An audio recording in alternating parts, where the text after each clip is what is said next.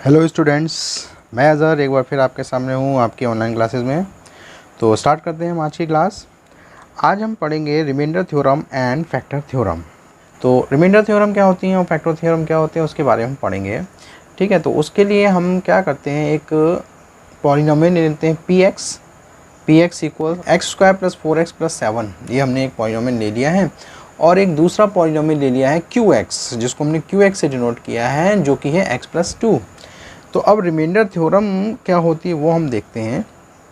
Remainder theorem जो है वो रिमाइंडर पर बेस्ड है।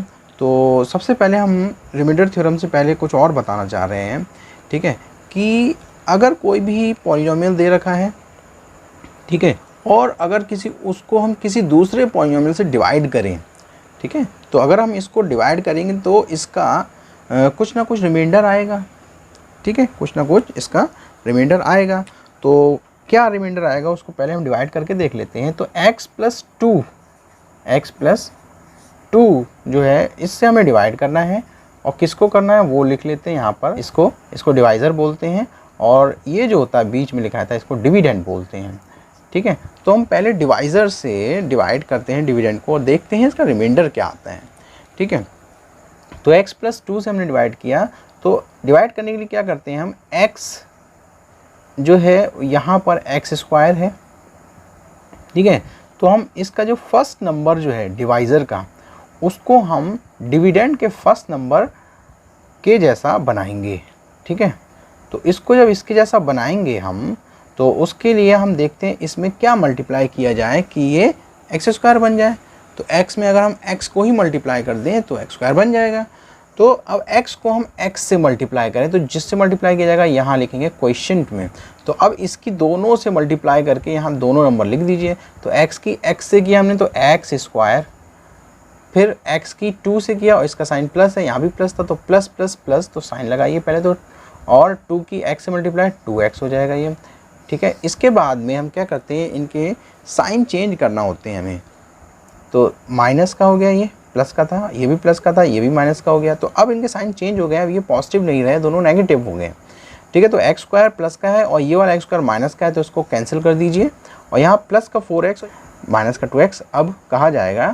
तो 4x से अब 2x को हमें माइनस करना है, ये प्लस माइनस माइनस, तो हमें 4 से 2 माइनस करना है, तो ये आ जाएगा 2, और x कॉमन लेकर ऐसे लिख देते हैं, इनको हम माइनस नहीं करते हैं, केवल इनके कोफिशिएंट्स को माइनस किया जाता है। और बड़े का साइन तो इसका मतलब प्लस का साइन आ जाएगा यहाँ पर, या हम ना लगाएं तब भी ठीक है, ठीक है। इसके बाद में हम नेक्स्ट जो टर्म है उसको उतार लेते हैं। तो +7, हमने +7 इसको नोट किया। अब हम क्या करेंगे, इस x को 2x बनाएंगे। तो x को 2x बनाने के लिए हमें 2 से मल्टीप्लाई करना होगा, तो +2 यहाँ लिख दीजिए, जिससे मल्टीप्लाई करना होता है यहाँ लिख देते हैं, ठीक है। अब इससे मल्टीप्लाई मतलब ये हमारा क्वेश्चन में आ जाएगा, ठीक है। तो क्वेश्चन में हमने 2 लिखा, जो भी आएगा उसको इससे दोनों से मल्टीप्लाई करके यहाँ लिखना होगा। तो 2 से x की मल्टीप्लाई किया पहले, तो ये आ जाएगा 2x, फिर 2 की +2 से, तो प्लस ये भी है तो प्लस प्लस प्लस हो जाएगा। साइन की मल्टीप्लाई पहले होती है, तो हमने साइन किया मल्टीप्लाई प्लस प्लस प्लस, और 2 की 2 से अब मल्टीप्लाई, 2 2 4, तो हमने यहाँ लिखा 4। इनके साइंस चेंज कर लेते हैं जब भी हम ये मल्टीप्लाई करके लिखते हैं, उसके बाद इनका प्रोसेस होती है साइन चेंज करना, ठीक है। तो हमारा ये स्टेप होगा इसके बाद साइन चेंज करने का, और ये भी साइन चेंज हो जाएगा, दोनों साइन चेंज हो गए। अब ये प्लस का 2, ये माइनस का 2, ये तो कैंसिल हो गए। ये प्लस का 7 माइनस का 4, तो 7 से 4 हमें माइनस करना होगा, क्योंकि प्लस माइनस माइनस होता है। तो 7 से 4 माइनस कीजिए, 3 आ जाएंगे, और बड़े का साइन तो 7 है बड़ा, तो प्लस का 3 आ जाएगा। तो इसका मतलब इनका ये रिमाइंडर जो बचा है वो 3 है, ठीक है। तो यहाँ से हमने देखा ये रिमाइंडर 3 आ गया है। कब? जब हम इसको लॉन्ग डिवीज़न करें, मतलब इसको अगर हम पहले वाले पॉलिनोमियल को अगर हम दूसरे वाले पॉलिनोमियल से डिवाइड करते हैं, तो हमें रिमाइंडर मिलता है 3 या कुछ भी मिलेगा, जो भी होगा। अगर इक्वेशन चेंज होगी रिमाइंडर चेंज हो जाएगा, तो हमें कुछ ना कुछ रिमाइंडर मिलता है, ठीक है। तो अब यहाँ से रिमाइंडर थ्योरम स्टार्ट होती है। इस रिमाइंडर के लिए हमने ये डिवीज़न किया है, तो हमारी रिमाइंडर थ्योरम जो है वो इसको बिना डिवाइड किए हमें रिमाइंडर दे देगी, ठीक है। तो इसका मतलब रिमाइंडर थ्योरम से हमें इसको डिवाइड नहीं करना पड़ेगा, लॉन्ग डिवीजन नहीं करना होगा, हमें डायरेक्ट इसका रिमाइंडर मिल जाएगा और वही रिमाइंडर थ्योरम कहलाई जाती है। अब रिमाइंडर थ्योरम क्या है वो देख लीजिए। जो भी पॉलिनोमियल दे रखा होगा, जो भी पॉलिनोमियल दे रखा होगा, तो उसको हम जो दूसरा वाला पॉलिनोमियल है, ठीक है, फिर से देख लीजिए, जो पहला पॉलिनोमियल है, ठीक है, और एक दूसरा पॉलिनोमियल, तो वहाँ से हम x की वैल्यू निकालेंगे और वो x की वैल्यू हम पहले वाले पॉलिनोमियल में पुट करेंगे, जहाँ जहाँ x दिखाई देगा पुट करेंगे, तो जो भी वैल्यू आएगी वो रिमाइंडर होगा और इसी को रिमाइंडर थ्योरम कहते हैं। ठीक है, इसी को रिमाइंडर थ्योरम कहते हैं। ठीक, तो इसको अगर हम ज़रा देखें तो सॉल्व करके देख लेते हैं। तो यहाँ से हमें x की वैल्यू निकालनी होगी। x की वैल्यू निकालने के लिए इसको हमें 0 करना होता है। ठीक है, अब यहाँ से हम जो है रिमाइंडर थ्योरम स्टार्ट करते हैं। तो रिमाइंडर थ्योरम के लिए हमें सबसे पहले इसको 0 रखकर यहाँ से x की वैल्यू निकालनी होगी।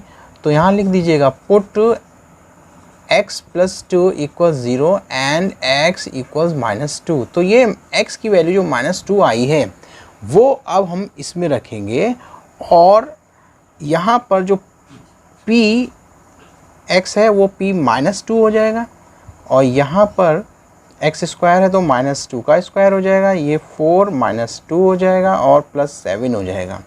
ठीक है, तो -2 का स्क्वायर, माइनस का भी स्क्वायर करेंगे, 2 का भी तो माइनस माइनस प्लस होगा, तो प्लस का और 2 2 4, प्लस का 4 आ जाएगा। और अब यहाँ करते हैं +4 की मल्टीप्लाई होगी -2 से, तो plus minus minus plus minus minus होगा ये, और 4 2 जो होता है वो 8 होता है, तो 4 2 8 और +7। ठीक है, उसके बाद सॉल्व कर लेते हैं इसको। तो ये 4 पहला आप ऐसे ही लिख दीजिए और -8 + 7, तो प्लस माइनस माइनस होता है, इनको माइनस कर लीजिए। तो 8 से 7 माइनस किया हमने 1 आ जाएगा। ठीक है, और बड़े का साइन लगाएंगे तो बड़ा ये 8 है, नेगेटिव वाला है तो माइनस का आ जाएगा और ये -1। ठीक है, और 4 - 1 3, तो ये p -2 जो है वो 3 है, इसको हम रिमाइंडर कहते हैं। यही हमारी रिमाइंडर थ्योरम है। और अभी अभी आपने देखा था, हमने जब इसको डिवाइड किया था लॉन्ग डिवीजन से, तब भी आंसर 3 आ रहा था, रिमाइंडर 3 आ रहा था। और यहाँ भी हमें रिमाइंडर थ्योरम से हमने निकाला है, तो हमें रिमाइंडर थ्योरम से निकला हुआ जो रिमाइंडर मिला है वो भी 3 है। तो यही रिमाइंडर थ्योरम कहलाई जाती है और ये रिमाइंडर निकालने का शॉर्ट मेथड है, इसको ही रिमाइंडर थ्योरम बोलते हैं। ठीक है, तो रिमाइंडर थ्योरम से हम किसी भी पॉलिनोमियल का रिमाइंडर शॉर्ट मेथड से निकाल सकते हैं, इजीली निकाल सकते हैं। तो अब रिमाइंडर थ्योरम है क्या वो देख लीजिए। हम मान लेते हैं कोई भी पॉलिनोमियल दे रखा है हमारा px, ठीक है, और दूसरा पॉलिनोमियल qx दे रखा है जो कि है x - a। तो यहाँ हमने एक जनरल फॉर्म ले ली है x - a कोई भी वैल्यू हो सकती है। तो वो जो दे रखा है तो वहाँ से हम x की वैल्यू निकालेंगे तो x की वैल्यू आ जाएगी a। तो जब भी कोई पॉलिनोमियल दिया है और एक दूसरा पॉलिनोमियल दिया है जिससे हमें इसको डिवाइड करना है और रिमाइंडर निकालना होता है, तो इसका रिमाइंडर जो आएगा वो PA होगा, इसका रिमाइंडर PA होगा। तो PA = रिमाइंडर, तो PA जो आएगा वो इसका रिमाइंडर होगा। यही रिमाइंडर थ्योरम कहलाई जाती है। ठीक है, तो इसका मतलब PA होगा, इसका मतलब होता है कि A की वैल्यू हम इसमें लगाएंगे और इसको सॉल्व करेंगे, जैसा कि ऊपर हमने एग्जांपल देख लिया है, ऊपर सॉल्व किया था। ठीक है, तो ऊपर सॉल्व करने में जो भी मिलेगा वो इसका रिमाइंडर होगा। इसका मतलब PA, A की जगह हमने -2 लिया यहाँ पर, तो P - 2 जो आया है वो इसका रिमाइंडर है। इसी को रिमाइंडर थ्योरम कहते हैं। फिर से एक बार देख लेते हैं। जो भी पॉलिनोमियल दिया है, ठीक है, तो उसको हम जनरल फॉर्म में ले लेते हैं और एक दूसरा पॉलिनोमियल जिससे डिवाइड करना होता है वो दिया होगा x - a के फॉर्म में। तो वहाँ से हम x की वैल्यू निकालेंगे a की जगह कुछ भी हो सकता है, तो हम जनरल फॉर्म लेते हैं a, तो वो हम रखेंगे यहाँ पर x की जगह। तो x की जगह a जो वहाँ से निकाला है वहाँ a रख दिया, तो PA जो आएगा वो रिमाइंडर कहलाया जाएगा। इसी को रिमाइंडर थ्योरम कहते हैं। अब हम आते हैं फैक्टर थ्योरम पर। फैक्टर थ्योरम, बस इससे थोड़ा सा हम आगे चलेंगे तो हमें फैक्टर थ्योरम मिल जाएगी। इसका मतलब फैक्टर थ्योरम के लिए हमें रिमाइंडर थ्योरम के ये स्टेप्स लेकर एक स्टेप उसमें और बढ़ाना है, ठीक है, तो वो फैक्टर थ्योरम हो जाएगी। फैक्टर थ्योरम क्या होती है वो बता देते हैं। अब फैक्टर थ्योरम से पहले हमने रिमाइंडर थ्योरम जो पढ़ी है वो उसमें क्या था कि अगर कोई भी पॉलिनोमियल दे रखा है x माइनस ए के फॉर्म में, तो पी ए जो होगा वो इसका रिमाइंडर कहलाया जाएगा। अब यहाँ से एक स्टेप आगे बढ़ेंगे, वो हमें मिलेगा फैक्टर थ्योरम। अगर पी ए ज़ीरो आ जाता है, अगर पी ए रिमाइंडर जो भी है, या हम कहें पी ए जो भी है, पी ए रिमाइंडर होगा तो हम रिमाइंडर भी कह सकते हैं। तो रिमाइंडर अगर हमारा ज़ीरो आ जाता है, अगर ज़ीरो आ जाता है तो x माइनस ए इसका फैक्टर कहलाया जाएगा। इसी को फैक्टर थ्योरम कहते हैं। तो एग्जाम्पल के लिए हम ऊपर वाला क्वेश्चन जो है उसी को थोड़ा सा चेंज कर लेते हैं। जैसे यहाँ पर हमने +7 लिखा था, तो अब हम इसकी जगह लिख लेते हैं 4। -2 लगा देते हैं हम x की जगह। -2 हमने x की जगह लगाया, क्यों? क्योंकि यहाँ से हमने x की वैल्यू निकाली थी। -2 वही चीज़ हमने यहाँ लिया है, बस इसको 4 कर दिया है 7 की जगह। फैक्टर थ्योरम समझने के लिए हमने इसको थोड़ा सा चेंज कर लिया है।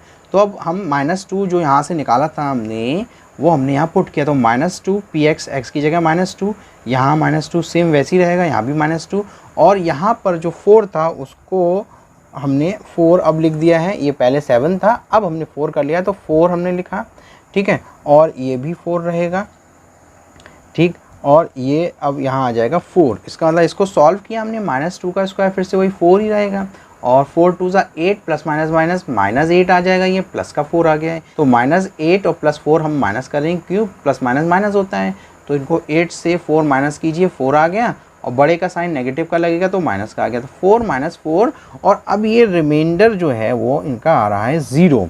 तो इस केस में देखिए रिमाइंडर इसका 0 आया है, तो हम ये कह सकते हैं कि x + 2 इसका एक फैक्टर होगा। इसी को फैक्टर थ्योरम कहते हैं। फिर से देख लीजिए, जो भी हमें दूसरी इक्वेशन दे रखी है या दूसरा पॉलिनोमियल दे रखा है, वहाँ से जो भी x की वैल्यू मिलेगी वो हम इसमें पुट करेंगे, ठीक है, पहले वाले पॉलिनोमियल में। अगर ये 0 आता है सॉल्व होकर, तब तो ये इसका फैक्टर होगा। अगर ये सॉल्व होने पर 0 नहीं आएगा, तब ये इसका फैक्टर नहीं होगा। जैसे पिछले वाले एग्जाम्पल में हमने अभी देखा, जब यहाँ 7 लिया था फर्स्ट एग्जाम्पल, तब उसमें 3 आ रहा था इसका रिमाइंडर, या हम कहें p-2 की वैल्यू 3 आ रही थी। उस केस में ये इसका रिमाइंडर नहीं था। लेकिन इस केस में जब हमने यहाँ 4 कर लिया है, तब हमने इसकी वैल्यू लगाई और देखा 0 आ गया है। तो इसका मतलब ये जब 0 होगा तब ये इसका फैक्टर कहलाया जाएगा। इसी को कहते हैं फैक्टर थ्योरम। ओके, तो अब यहाँ पर हम जनरल वे में लिख देते हैं, जनरल वे में समझते हैं कि px कोई भी एक पॉलिनोमियल हो सकता है, कोई भी ले सकते हैं, और यहाँ x माइनस a के फॉर्म में दूसरा पॉलिनोमियल दे रखा है। तो यहाँ से x की वैल्यू निकालेंगे तो a मिलेगी, वो हम यहाँ रखेंगे। तो अब जो इसका फैक्टर थ्योरम है वो यहाँ से ये हो जाएगी कि इफ़ PA = 0, अगर PA 0 आता है, okay, so x minus a is a factor of px। तो ये px का एक फैक्टर हो जाएगा। फिर से देख लीजिए, यहाँ से x माइनस a से हमने जो a निकाला और यहाँ पुट किया x की जगह, तो PA निकालेंगे हम, और वो देखें अगर 0 आएगा। तो अगर ये PA 0 आता है, तब हम कह सकते हैं by factor theorem x minus a is a factor of px। फिर से देख लीजिए, अगर ये 0 आएगा तो हम कहेंगे कि x माइनस a इसका एक फैक्टर है। इसी को फैक्टर थ्योरम कहते हैं। वीडियो को लाइक कीजिए और अपने फ्रेंड्स के बीच शेयर कीजिए, और हमारे चैनल को सब्सक्राइब कीजिए। हम जो भी नए वीडियोस अपलोड करेंगे उसकी नोटिफिकेशन सबसे पहले आपको मिलेगी, अगर आपने ये चैनल सब्सक्राइब किया है तब। तो इसलिए इस चैनल को सब्सक्राइब कीजिए।